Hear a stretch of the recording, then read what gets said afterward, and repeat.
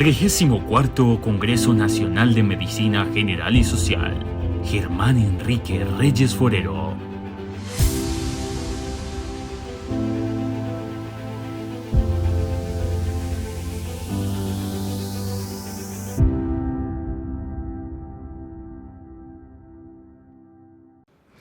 Agradecemos la vinculación y apoyo al Congreso de las siguientes instituciones: Rectoría Universidad de Antioquia, Fundación Universidad de Antioquia, Secretaría Seccional de Salud y Protección Social de Antioquia, Sabia Salud EPS, Hospital Alma Mater de Antioquia, Empresa Social del Estado S. Hospital La María, Empresa Social del Estado S. Metrosalud. A continuación tendremos la presentación de 4 trabajos de investigación. El primer trabajo se titula Prevalencia de uso, conocimientos acerca de los efectos en salud y utilidad como terapia de reemplazo al consumo de cigarrillo convencional, de cigarrillos electrónicos en estudiantes de pregrado de la Universidad Privada de la Ciudad de Medellín, 2022, a cargo de un equipo de la Universidad CES. Buenas tardes, mi nombre es Nicolás Vargas Barajas, estudiante de Medicina de la Universidad CES. Hoy vengo a presentar el protocolo Prevalencia de uso de conocimiento acerca de los efectos en salud y utilidad como terapia de reemplazo al consumo de cigarrillo convencional, de cigarrillos electrónicos en estudiantes de pregrado de una universidad privada de la ciudad de Medellín.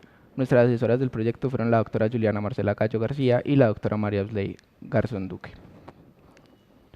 Como planteamiento del problema tenemos que los cigarrillos electrónicos son dispositivos que producen un aerosol al calentar un líquido que contiene glicerina vegetal o propilenglicol con 2 o más solventes. Una de estas puede ser unas esencias que además pueden tener nicotina o no.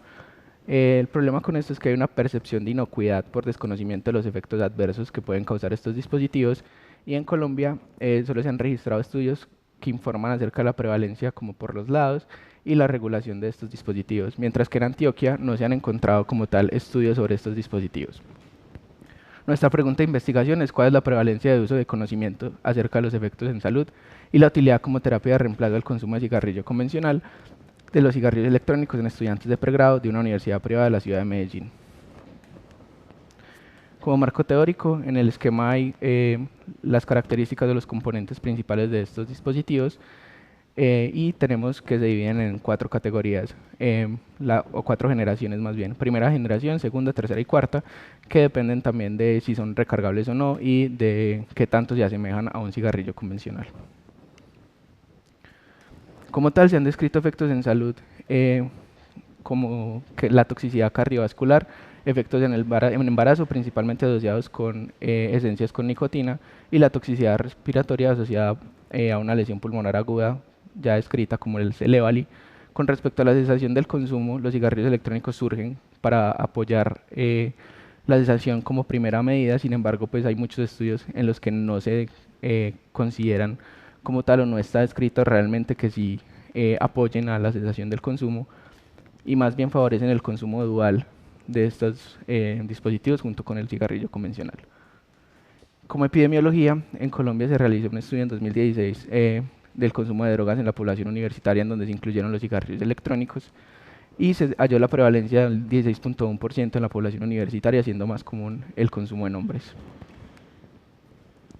Como objetivos del estudio tenemos que el objetivo general es determinar la prevalencia del uso, conocimientos acerca de los efectos en salud y la utilidad como terapia de reemplazo al consumo de cigarrillo convencional. Como objetivos específicos tenemos describir las características sociodemográficas de la población, estimar la prevalencia del uso de cigarrillos electrónicos, explorar los conocimientos que tienen los estudiantes acerca de los efectos en salud, identificar los tipos de cigarrillos y esencias más comúnmente utilizadas y establecer la asociación existente entre estas características.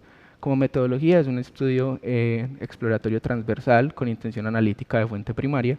La población son estudiantes de pregrado de la Facultad de Medicina de una universidad privada de Medellín. La muestra va a ser en bola de nieve hasta completar 200 estudiantes.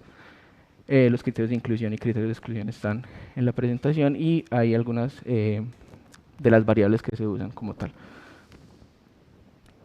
Como fuente de información tenemos un instrumento de recolección que va a ser una encuesta que va a ser autodiligenciada por los estudiantes, que contiene todas las variables. La recolección se hará durante actividades de socialización con la comunidad universitaria. Se realizará entrega del cuestionario para que los voluntarios participen en el estudio. Los datos serán tomados de forma consecutiva durante un mes y se espera tomar hasta 200 muestras. Se realizará también una prueba piloto con el fin de verificar que sí se entiendan los componentes de la encuesta, la necesidad de incluir o retirar algunas preguntas y determinar el tiempo que se tome en diligenciarse. Como tal, se van a tener control de sesgo de selección y de sesgo de información del de selección al respetar los criterios de inclusión y exclusión y la autonomía y libertad del participante de retirar la participación cuando se desee y como sesgo de información la aplicación de la prueba de piloto.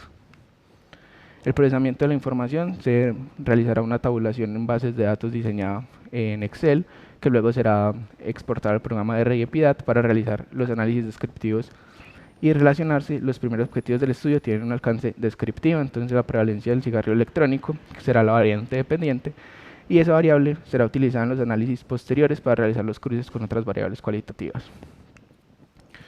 Entonces se analizan variables tanto cualitativas como cuantitativas, las cualitativas con conteos y con porcentajes, las cuantitativas se expresarán en análisis de tendencia central y en la posición, se realizarán análisis bivariados tanto de variables cualitativas dicotómicas con cuantitativas, dependiendo de la prueba de normalidad se avanzará a las pruebas necesarias y también análisis bivariado de cualitativas politómicas y cuantitativas, dependiendo también de la normalidad se realizarán las pruebas necesarias. Y finalmente el análisis bivariado entre cualitativas dicotómicas y cualitativas independientes con la prueba chi cuadrado y la razón de prevalencia. Consideraciones éticas del proyecto, está de acuerdo a la resolución de 1993 en el artículo 11, respeto por las personas, beneficencia, justicia, y está el presupuesto global del proyecto como tal. Muchas gracias, y aquí está la bibliografía. El segundo trabajo de investigación lo presentará un equipo de la Universidad Pontificia Bolivariana y lleva por nombre Percepción de los estudiantes de medicina de una institución privada en Medellín, Colombia, sobre la calidad y satisfacción en la simulación presencial y virtual durante la pandemia. De antemano, muchas gracias por la invitación.